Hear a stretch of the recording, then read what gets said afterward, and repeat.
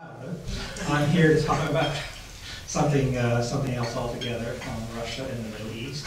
And this is something that I have been following, I guess, for quite some time. When I went to MIT, I did write my dissertation on Soviet military thinking about conflict in the Third World. I'll never forget my advisor, the late great William E. Griffith. He said to me back in 1979 or 1980, "Soviet Third World relations, Mark, you're getting in on the ground floor of a growth industry that's going to last you your entire career." And you know, it was pretty good for about a decade there. Got some, fellowships and speaking tours and whatever. Then this guy Gorbachev came along, and things really changed. In fact, in early 1991, I published a piece in the Outlook section of the Washington Post entitled, "Gorbachev Ruined My Career." My only consolation was that he also ruined his own career. But he really did ruin it. When I first started teaching in 1988, I would have 50, 60 students in my Soviet foreign policy class and my Soviet domestic politics class every semester. 2 classes, 50, 60 students.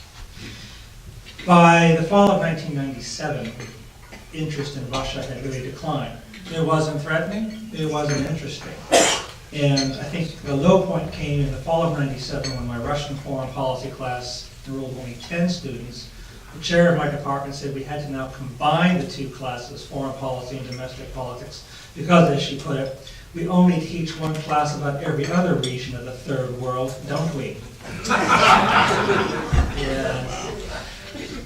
But then, the end of 1999, this fellow Putin appears on the scene. And it became pretty clear early on that things were going to change. And in fact, enrollments grew. People actually were interested in hearing me speak again. They weren't in 1990 for the most part. And in 2008, I had another article, this time in the Moscow Times, entitled, "Putin Saved My Career." And he's done that in spades, hasn't he? It's been great. Guys like me are truly grateful because we know what it's like if we don't have guys like him around. Anyway, Russia and the Middle East. Certainly, when I was writing my second book, Russia and Arabia, obviously the Soviets were involved in the Middle East in a big way, and they are now again. But there's a difference, it seems to me. Back during the Cold War, there was sort of a division, if you will. In other words, that Middle Eastern countries, as elsewhere in the world, either they were in the American camp or the Soviet camp. And there were very few that were not in either. Now, sometimes a few countries would switch. During the 1950s, some of these conservative monarchies fell, were replaced by revolutionary regimes that became pro-Soviet. In the 1970s, it was the other direction. There were two governments that switched from being Soviet allies to being American allies, Egypt and Somalia. There were a couple that had good relations with both, Kuwait and North Yemen, a country that doesn't even exist anymore. And of course, there was one country which had good relations with neither, and that was the Islamic Republic of Iran. And this really was something of an anomaly because up through the Iranian Revolution, the pattern was that when a pro-American regime was overthrown, it would be replaced by a pro-Soviet regime. This is what a lot of people in the West feared about Iran. A lot of people in the Soviet Union hoped about Iran, and it didn't happen. The Iranians were as anti-Soviet as we were anti-Western. Gorbachev, as the way he put it, America was the great Satan, Soviet Union was the lesser Satan. Soviets didn't like either designation, either a Satan or lesser. I think that was the one they didn't like even more. In the 1990s, they retreated, but since the rise of Putin, they've been coming back. But there's a difference, and that is, unlike now, we still have more or less the same allies in the Middle East, but we also have more or less the same opponents. There's Iran, There is Syria. There was Iraq, but we know what happened there. There was Libya. In other words, that we didn't get along with these people. So, of course, we have friends, but we also have adversaries in this part of the world. Putin, by contrast, seems to be not just willing, but able to deal successfully with almost everyone. He has good relations with the anti-American regimes in the Arab world, but he also has good relations with the pro-American regimes in the Arab world. He has good relations with Iran. He has good relations with Israel, very good relations with Israel. He has good relations with Fatah, the Palestinian nationalist group. He has good relations with Hamas, the more Islamist group. He has good relations with Hezbollah as well. Good relations with pretty much everyone except for Al-Qaeda and Islamic State, and they don't have good relations with anyone, do they? So it's a different approach. In other words, he's willing and able to talk with, to deal with everyone. Now, it seems like, when he was first in power, that there seemed to be two elements in particular that he was concerned about. One was simply Russia's commercial interests. In other words, that the Middle East produces oil, so Russia produces oil, and it seemed like what a lot of Russian oil firms, natural gas firms were interested in was getting Saudi, other Gulf Arab investment into the Russian petroleum sector, and they wanted to get involved in the petroleum production in the Middle East as well. They hadn't been able to do that in the past. That's what they tried to do, and they had some minor success, but that's all it basically was. Also, what Putin seemed to be interested in doing was selling arms. Now, of course, the Soviet Union sold arms. The difference, of course, was that Putin actually wanted to be paid for these arms. The Soviet Union wasn't quite as picky about that.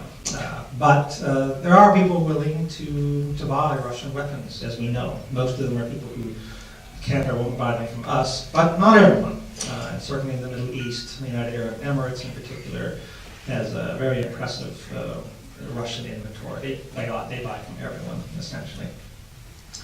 Also, atomic energy reactors. Putin has been interested in peddling. And these are the three main export sources of income for Russia. Petroleum, number one, then arms and nuclear reactors. These are sort of the three export industries that they have. So he was pushing that in particular. The other thing that seemed to motivate Putin was Russian domestic politics, particularly the politics of Chechnya and other Muslim regions in Russia. One of the things that Putin seemed to want to do was to make sure that he portrayed himself as the friend of Muslims everywhere, so that Muslims everywhere would essentially accept the Russian line on Chechnya, that these were not people who were worth supporting. And for the most part, he succeeded. But it was not obvious at first. And I think that what's important to note is that at least up until recently, Russia has tended to view Saudi Arabia in the same way that America has tended to view Iran. Because from the Russian point of view, Saudi Arabia is not a conservative monarchy. It is a revolutionary regime. And they export Sunni jihadist ideology. At least this is what they were saying back in the 90s, back in the first decade of the 2000s, that this was a real problem, at least initially. And one of the things that Putin did do was in 2003, there was a rapprochement with the Saudis. And he's been pretty successful, and certainly up until the Arab Spring, it seemed to work very well indeed. Now, the Arab Spring posed something of it did pose a problem for everyone. No one really expected it, that's for sure. But it was the Obama administration that was in office, and the Obama administration essentially tried to embrace the Arab Spring. Now, whether one likes it or not, this is actually not different from other administrations, Republican or Democrat. There's a authoritarian regime in power for a long time that's going to lie to us, and it's clear that the regime is going to change. The Americans very pragmatically try to get along with whoever's coming into power. Sometimes it works, and sometimes it doesn't. But this is essentially what Obama did. Now, from the Russian, from Putin's point of view, he saw us as undercutting our allies, the Mubarak regime in Egypt in particular. But where things got really serious, of course, was when the Arab Spring moved against regimes that had been allied to Russia for a considerable period of time. Of course, we saw this first in Libya in particular, where Medvedev, this is the interregnum when Medvedev was president and Putin was prime minister, that at the behest, in my view, of the Arab governments, America and its Western allies pushed for a no-fly resolution in the UN Security Council in Libya. Russia and China abstained, therefore the resolution passed. But what the Russians have complained about it ever since was that then America and its European and its Arab allies intervened on behalf of the opposition against Libya, and we all know what happened. And there are some people who actually argue that it was this experience that pushed Putin in particular to return to the presidency. In other words, that Medvedev had really screwed this up. And Putin was sure he was going to draw the line in Syria. In other words, that they weren't going to approve any no-fly resolutions. And of course, the Obama administration was pushing for this. And so what we saw was that Russia helped the Assad regime. Now, the Assad regime is a very special. The Middle East, one of the things about all these governments is that, or all these countries, is that they are sort of have their own individuality, their own uniqueness. And in Syria, what we have is a ruling minority drawn from the Alawite sect. You often hear them described as a branch of Shiism, although they weren't really recognized as such until the mid-20th century. The Shia Ayatollahs didn't see them as Shia, but it became expedient to recognize them as Shia, or Shia-lite, if you will. And the majority in Syria are Sunni Arabs, and the Assad regime has suppressed them, certainly in the 80s, with the support of Soviet weaponry. There's also, as we know, a Kurdish minority. There's other groups. Syria is a complicated place. The Iranians, Islamic Republic in particular, the clerical establishment, has been supportive of Shia, or those whom they convince themselves are Shia, ever since that revolution. So they have, their main ally is Hezbollah, Lebanese Shia movement, and the Assad regime has been quite crucial, as a means of sort of for the Iranians to funnel support to Hezbollah. So, and what they feared, of course, was that the Arab Spring Revolution, what Russia and the Iranians both feared, was it wasn't going to result in any sort of nice democracy. Not that they want that, but that it was going to result in a Sunni jihadist regime. And that this was something that either the U.S. actually was promoting deliberately, or that they didn't know what they were doing, but that this would be the result. And that the Russian argument about this has been consistent all along. That you say you don't want the Assad regime, but what's the most likely alternative? We know what that is. It is a Sunni jihadist regime. And that therefore the defense of Assad is not just in Russian interest, but in Western interests. Well, the thing about the Arab Spring was that no one predicted it was going to occur, but once it did occur, initially it seemed like it was going to sweep away all, or nearly all, of the Arab governments. And so I think the Obama administration wanted to position itself on the right side of history, was that if Assad's going to fall anyway, we need to be in with the people who are going to replace him.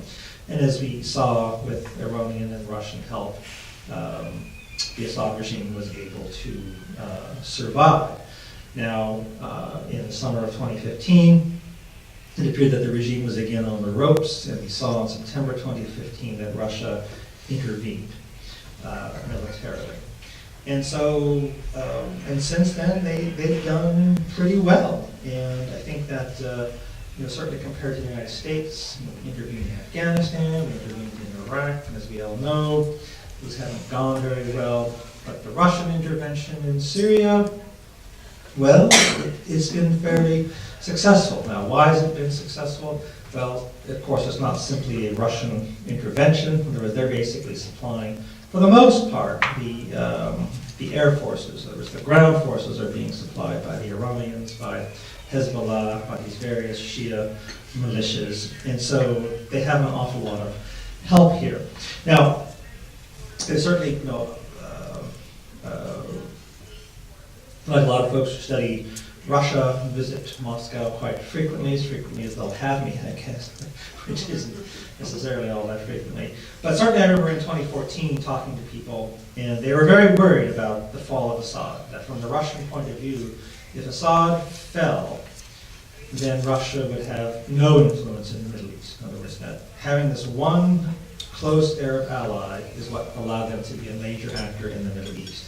That if he fell, then there would be nothing. That Russia would be, in fact, what Obama once described Russia as, is that simply a regional power, that their influence would be limited to the former Soviet Union. And so, in many respects, I think that the Russian intervention there is about projecting the image of Russia as a great power. That's one of the important things, and of course they've done pretty well. And I think that we're at a point where there's certainly a perception that America is not so interested in the Middle East, is retreating from the Middle East, and that this perception has continued from the transition from Obama to Trump, and that therefore Russia is the one that's on the move. Now, what I think is interesting, though, is that, as I indicated earlier, Russia is working with everyone.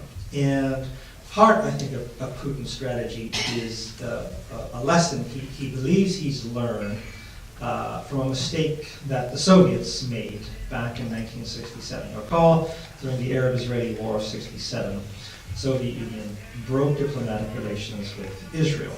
And that was, of course, very popular throughout the Arab and Muslim world. But when various Arab governments decided that they were not going to be able to defeat Israel, and certainly the Soviet Union wasn't going to help them do so, they needed to talk to Israel. And in order to talk to Israel, they needed to work with the United States, because the US could work with Israel, the Soviet Union could not. And so much to the annoyance of people in Moscow is that the serious Arab-Israeli settlement process all was managed by the United States, that Moscow was basically cut out, even if they formally had a role. Well, Putin now sees the reverse, at least when he first came in, and also more recently, that just as Moscow was not able to work with Israel for the latter part of the Cold War, the United States is not able to work with Iran, but Russia is. Therefore, anyone who wants to resolve their disputes with the Iranians, well, Russia is clearly the more obvious choice to work with. And they sort of push this, that, if you're worried about Iran, well, then you've got to talk to us, and we can, we'll talk to them. Now, is this actually going to happen or not? I think that actually, conflict resolution depends on something rather more than simply the ability to talk to all parties involved. In other words, that you, to bring about a resolution to a serious conflict, you have to either be able to persuade or coerce people to make peace. And it's not clear that Russia is in a position to actually persuade anyone to give up their disagreements, and it's not clear that he can actually coerce them to do so either. So how is he going to do it? Well, for the moment they seem to be writing on this, and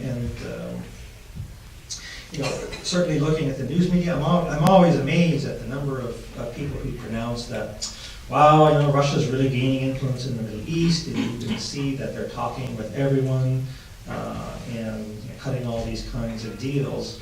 And you can do this in the short run. But the thing is this, is that it does seem to build resentment. I've actually had the opportunity to visit Tehran twice, and one of the things, talking to their Russia experts, is that I thought I was talking to the Republican Party. They are so anti-Russian, so distrustful of Russia. Iran had a long negative history with Russia, actually far longer, far more negative than any of the grudges they hold against us with regard to Mossadegh in 1953 or anything. These grievances go back over 2 centuries, and there's a lot of them. But even in more recent years as well, that they don't like the fact that Putin has such good relations with Israel. They don't like the fact that Putin seems to be cultivating Saudi Arabia. You may have noticed that the Russians and the Saudis recently had a summit. Saudi king, the first time a Saudi king has actually visited Moscow. And among the other agreements, Saudis are buying the Russian S-400 air defense missile system from Russia. And of course, this has caused great consternation in our own arms export industry. They don't want this to be a trend. But it's something the Iranians are not happy about either, because of course they only have the S-300 from Russia, the earlier version, which Russia first agreed to sell them in 2007, then canceled the deal in 2010 when they wanted to ensure Senate ratification of the START II agreement. And only in 2015 did they agree to deliver these weapons. And this is, from the Iranian point of view, this is just further proof that Russian support is fickle, that Russia will sell Iran out whenever it can get the right price from the United States, but that Iran doesn't have much choice but to cooperate in this area.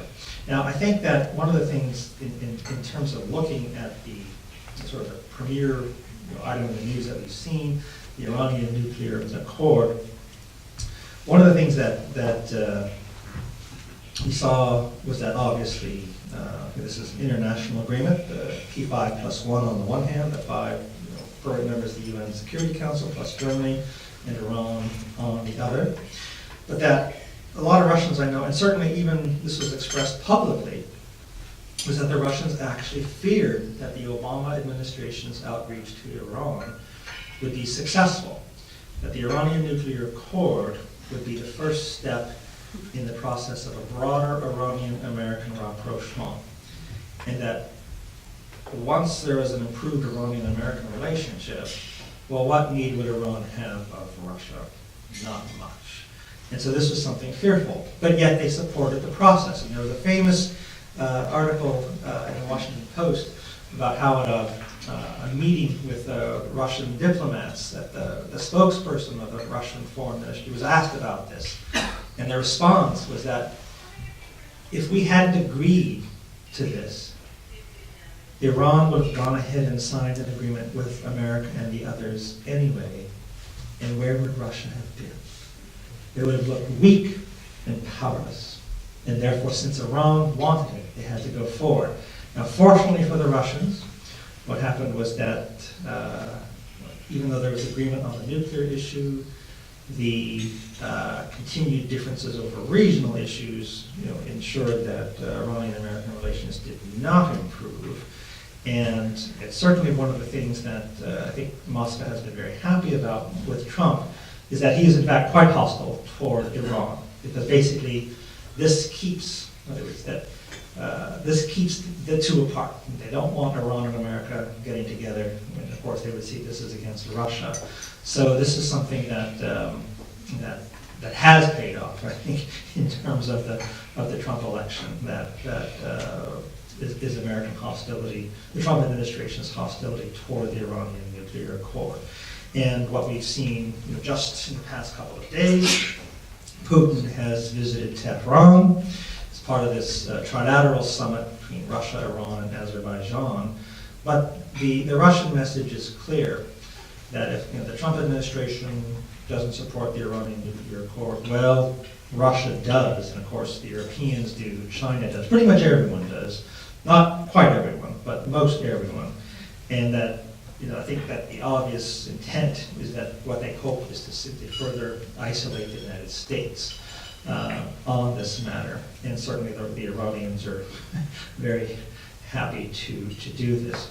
So in that sense, the argument that America's doing badly in the Middle East and therefore Russia is doing well appears on the face of it to make sense. Now, I don't want to talk a lot about, is America really doing so poorly in the Middle East? I don't think it actually is.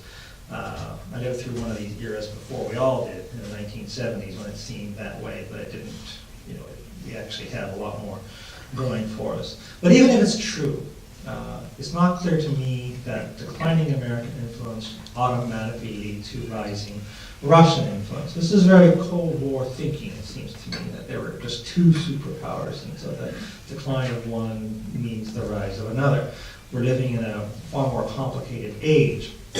There are others, and certainly China is very active in the Middle East. It has much greater economic involvement, and unlike Russia, which competes with the Middle East for petroleum exports, China is a buyer, a big buyer, as is India. And so they appreciate this very, very much.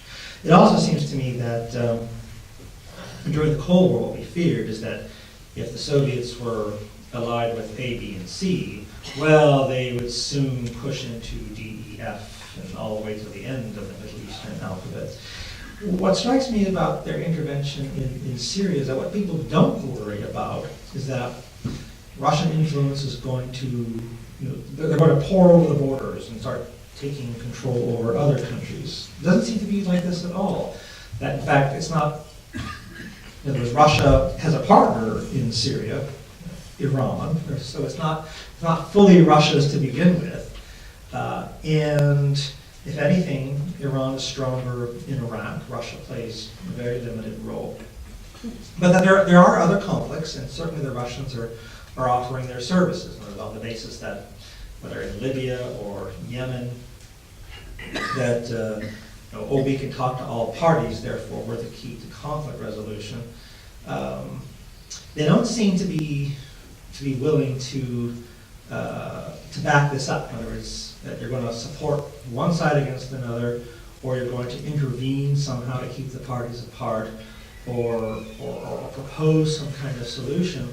And so it's not clear to me that they are really in a position to resolve matters in Libya or Yemen or really anywhere else.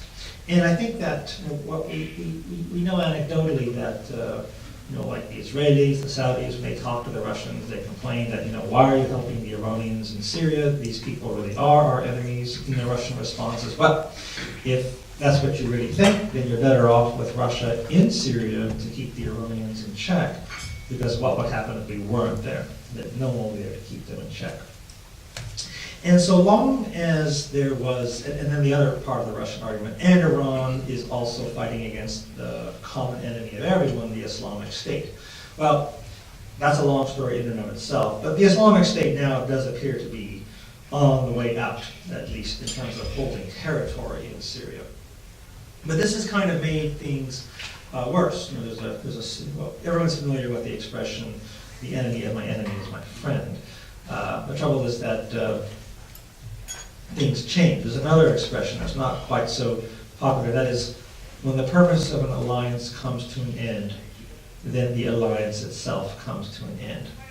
And I think that what we're seeing is that the better that Russia and Iran have done in Syria, we're now seeing a certain degree of differences. And certainly the Iranians, never shy of complaining about the Russians, are expressing this, and that they see themselves as being in something of a contest for influence in Syria.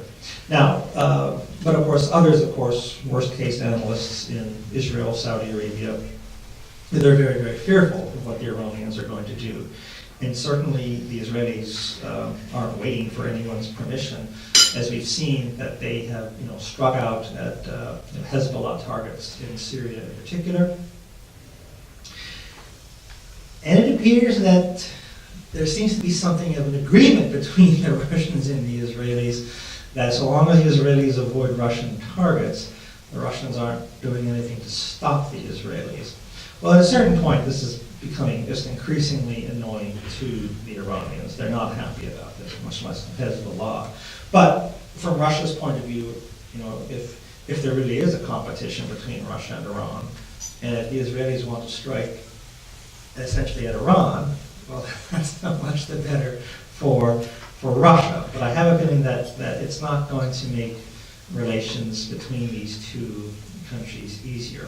Now, one of the things also, so I guess my general point here is that it's complicated. The Middle East it was a complicated country for the United States, with all of our resources.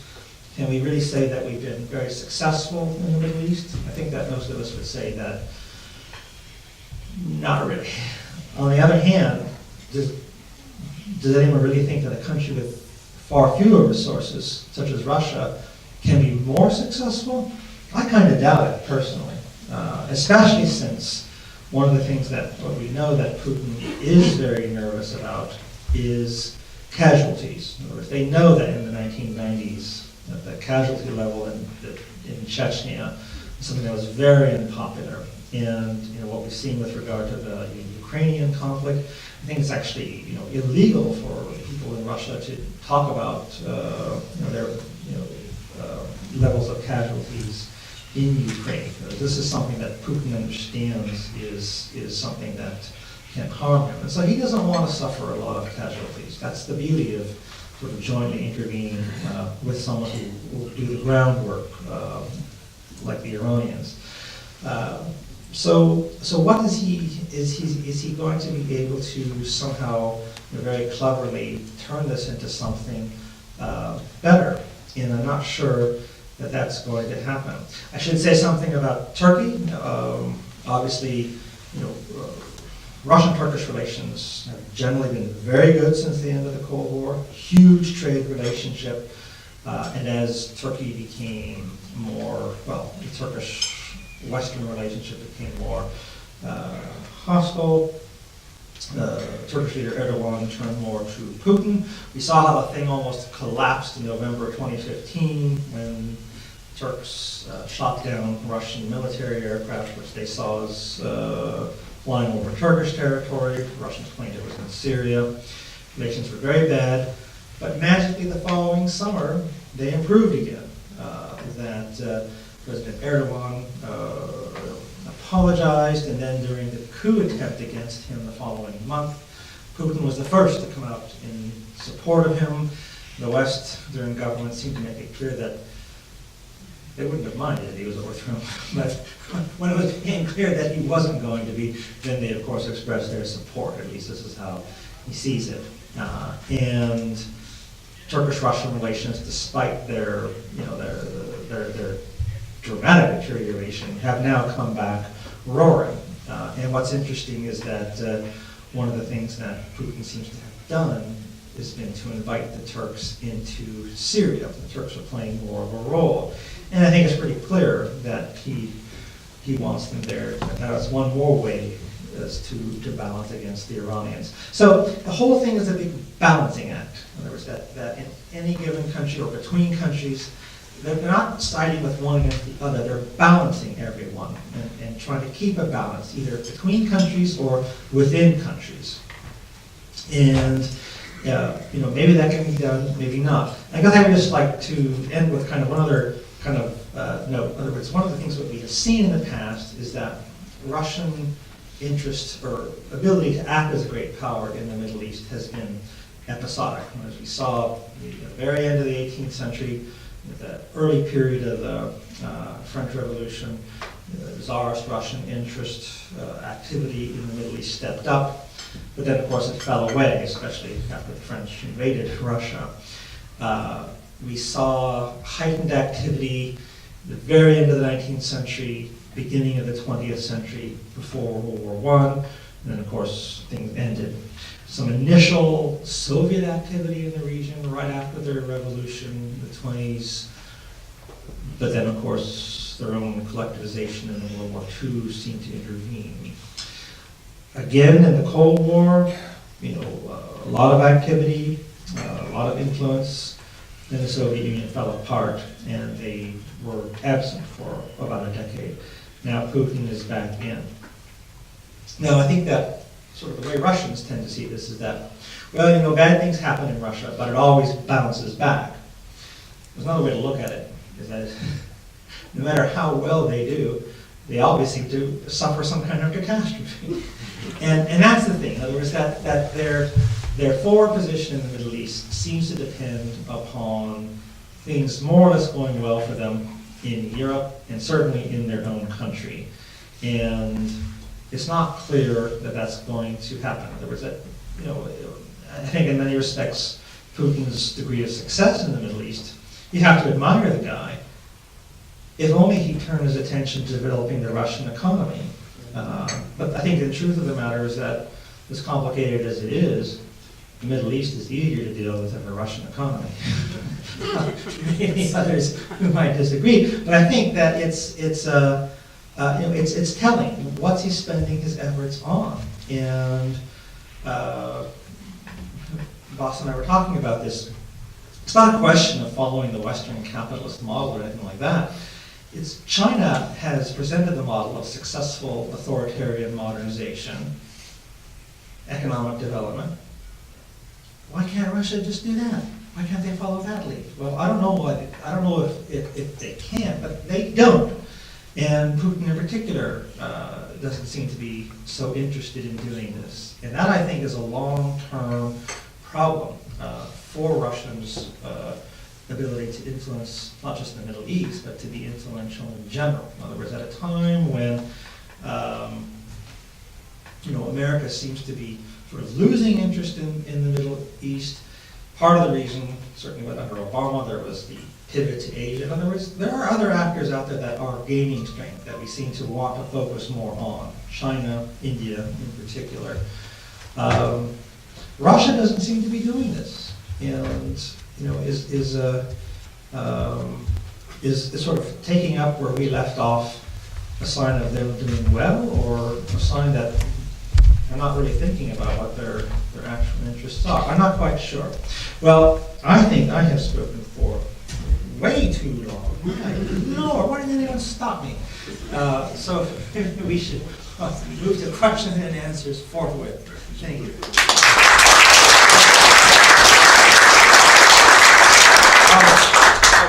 I want to go back to my original question. Is there any place in the Middle East where American interest and Russian interest actually align?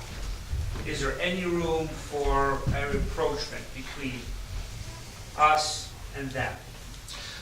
I think our interests are similar in many respects, in the sense that we both have an interest in the preservation of the existing regimes. For Russia, it's the preservation of all the existing regimes. For the United States, for most of them. We say we want Assad gone, but actually not even so sure. So in that sense, we're both interested in the status quo. In fact, the Russian criticism of America was that we were the ones in the Arab Spring who were trying to overthrow the existing order foolishly, whereas Putin stands for the preservation of the existing order. But in truth of the matter is, I think that America is actually pretty much a status quo power in the Middle East as well. And we were not so happy about the direction the Arab Spring was turning either. So I think we do have that in common. That doesn't mean that we can have rapprochement, though. In other words, just because we are willing to get along with the same regimes, we have, there's just an awful lot, and of course there's an awful lot of differences elsewhere. So I think that certainly when Trump came into office, one of the things he argued was that, well, whatever our differences elsewhere, We have the same interest in Syria. We both are against, Islamic State. Okay, there's a long story I can tell about that, but if once, again, the common enemy seems to be disappearing, well then the common interest seems to be disappearing as well, although I don't actually think we're really challenging the Russians all that much in Syria. So it's not contesting each other is not the same thing as actively cooperating with each other. And I think that we're not actively contesting each other so much in the Middle East, but we're not cooperating either. Yes, sir. This isn't exactly on your topic, but you're certainly more knowledgeable than most of us.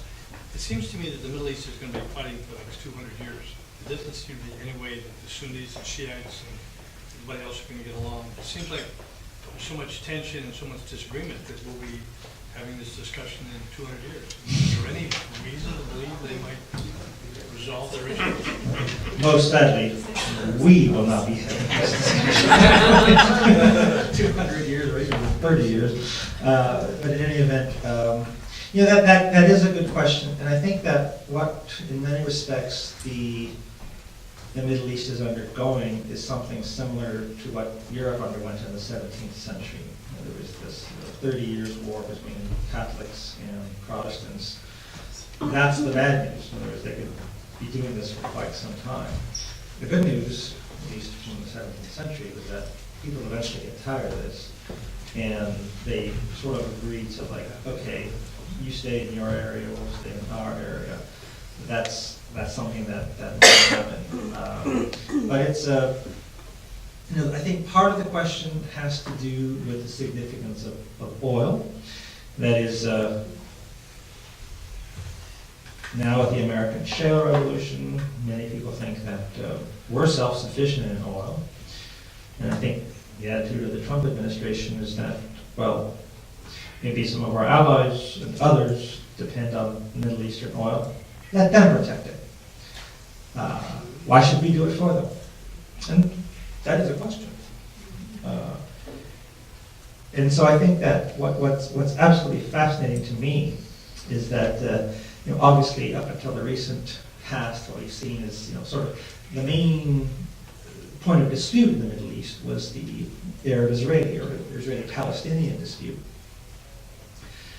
With the fear in many oil-producing countries that America no longer values the Middle East for its oil, not Arab publics, but Arab governments have essentially seized upon Israel as a de facto ally. Because if America is still interested in Israel, then it's still interested in a calm neighborhood around Israel that helps them. And what we have seen is Saudi general visiting Israel, the UAE openly having military aircraft exercises with the Israelis. Something that Arab governments would not have done, I think, even 10 years ago. They wouldn't want to be seen doing anything like this. But now the fear of Iran is so great, the common enemy for both Israel and the Arab Gulf, is that, in fact, I think that very cynically, whether for good or for ill, a lot of Arab governments see continued American support for Israel as essentially their salvation as well. That's my point of view. That is my disagreement with that. Yes, sir.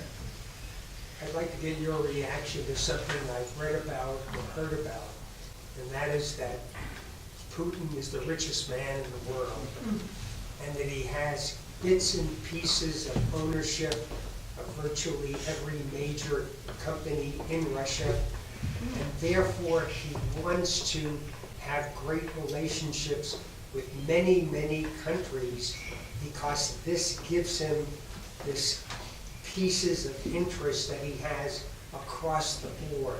And I've talked to other people who are in your arena, and I've read about this, and I would be interested in your reaction to that. There's an excellent book by Fiona Hill and Charles Gotti called Mr. Putin, Operative in the Kremlin.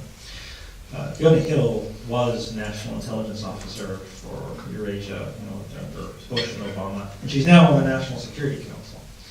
And she wrote on just this point, and presumably she has been in a position to know about this. And what she says is that anyone who tries to find Putin's hidden assets, they run into a blank wall.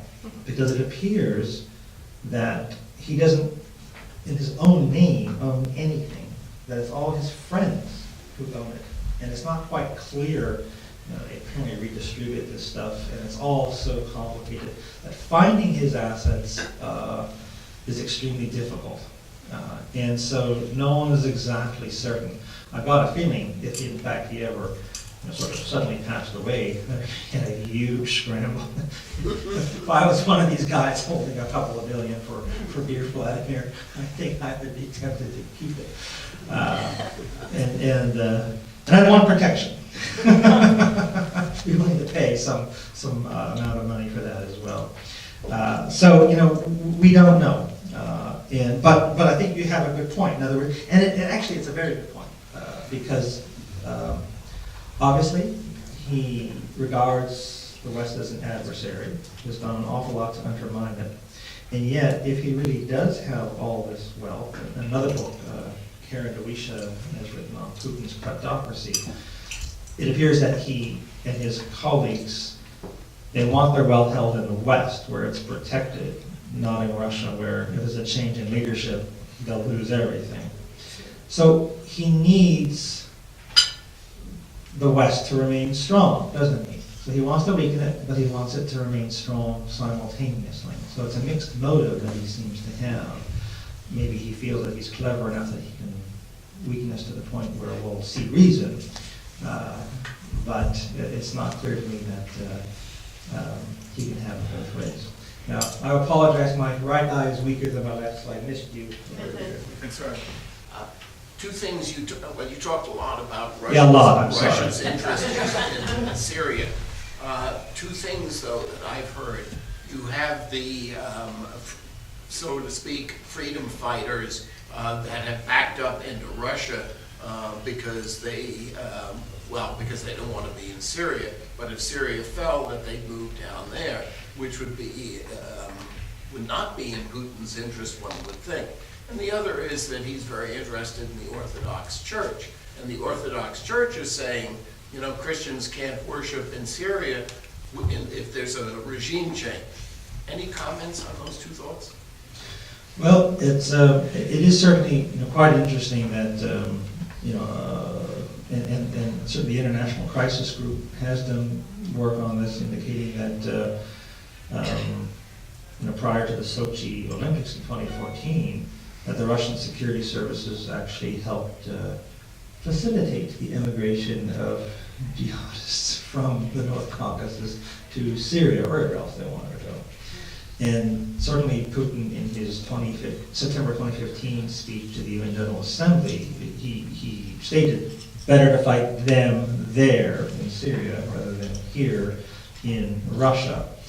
And there has been discussion, well, gee, if Islamic State really is defeated in Syria, well, then will it just go to Russia? Well, Islamic State can go anywhere. People can just decide that they belong to Islamic State. I think the real problem is that Russia doesn't treat its Muslim population all that well, and that over time the overall population of Russia is shrinking, whereas the Muslim population is rising. And so, in other words, no matter how successful they are in the Middle East, they have a domestic problem with their own Muslims. What I think was fascinating was something that the Chechen strongman Ramzan Kadyrov did just recently. He's the guy who, the way that the Russians resolved the Chechen conflict was essentially to outsource the conflict to one branch of the Chechen rebels, the Kadyrov clan. Essentially, they can do anything they damn well please, and they do in Chechnya, so long as they don't declare independence. So he has, his version of Islamic law, and all these sorts of things. What he did just in the very recent past was that suddenly Ramzan Kadyrov comes out promoting demonstrations, both in Chechnya and I think in Moscow as well, on behalf of the, I don't know how to pronounce it, Rohingya, this Muslim group that the Burmese government has persecuted, has fled into Bangladesh. The Rohingya. Well, quite frankly, I don't think Ramzan Kadyrov really cares about the Rohingya. I don't think Vladimir Putin does either.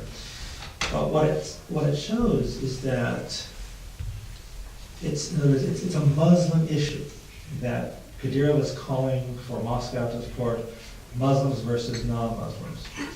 And if you can do this with regard to the Rohingya, which is really peripheral to anything to do with being a Russian Muslim, well, why not other areas as well? I mean, the Israeli-Palestinian dispute would be obvious, and the Putin regime has very close relations with Israel. And there's others that one can talk about, Azerbaijan and Armenia in particular. We can talk about the Bosnians and the Serbs. So there's, in a lot of these conflicts, Russia is either on the side of the non-Muslims or is not supporting the Muslims. Now, is this going to be something that someone like Kadyrov pushes, to what end or not? It was just very interesting. In other words, for him to be so sure of himself to push this is quite remarkable. And so, I would say watch this space, because then does Muslim versus non-Muslim politics become an issue in Russian politics itself, and how does it impact Muslim versus Russian relations? Looks like there's no time to talk about the Russian.